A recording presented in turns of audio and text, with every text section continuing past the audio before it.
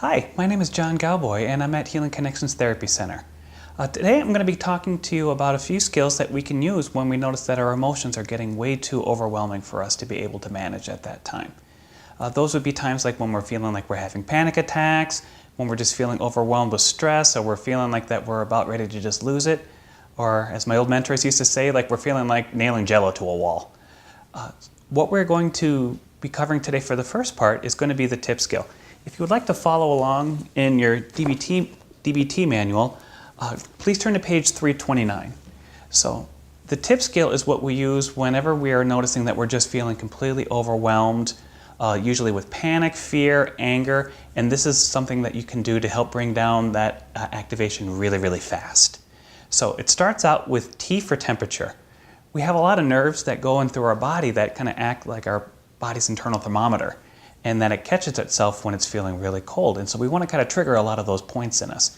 Some things that you can do to really help trigger the temperature to help calm us down can be taking some cold showers, holding ice packs to the side of your face. The left side of your face in particular can be really good, or the back of your neck.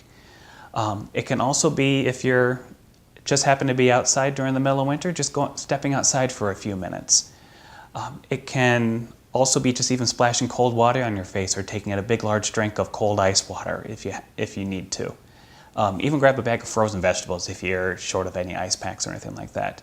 If you notice, if you're ever out and about, they have Walgreens and stuff like that sells like disposable ice packs that you can carry with you in your bag or in your car or something like that, just in case you need it in a pinch or if you're at work. So T for temperature, reducing that. I stands for intense exercise. Things that you can do for that are just because we get so much energy into our arms and legs that we got to work on trying to get rid of some of that. Otherwise, it's always going to be prepared for action. So doing things such as doing some push-ups against the ground, taking your arms and just pushing them up against the wall, trying to keep maybe your elbows level with your hands when you do that. So you don't want to charge into the wall, you just want to be pushing against it. Last thing we want to do is punch a hole in the drywall. You can go for a brisk walk outside. Not necessarily like an exercise to help you get like a gigantic workout that makes you feel sore a little later on, just something to help expend some of that energy that our body has within us. After that, then there's paced breathing and paired muscle relaxation. For the paced breathing, all you got to do is just, I recommend the 4x4 breathing for that one, which is inhaling for 4 seconds, holding it for 4 seconds, and then releasing for 4 seconds. And then feel free to take longer on the exhale if you want, because usually whenever we're feeling anxious or upset, it's a really fast breathing, and that sends a lot of oxygen to our brain that can make it very hard to focus. So feel free to take even up to 6 or 10 seconds on the exhale if you need to. And inhale through the nose and exhale through the mouth as well. The other one is paired muscle relaxation. Try to do this while you're doing the breathing as well, which is just taking a muscle group. Again, we get so much energy into our arms and legs and it builds up so much tension that what I would like you to do is just take these muscle groups and just squeeze them as tight as you can. Not tight enough to the point where it really hurts or you get a ton of pain with it. We don't want to injure ourselves while we're doing this, but just enough where you feel a significant amount of tension.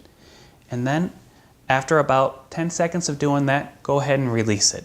This helps relax a lot of the muscles that can just be gradually tensing up as time goes on, that we may not even notice that were happening.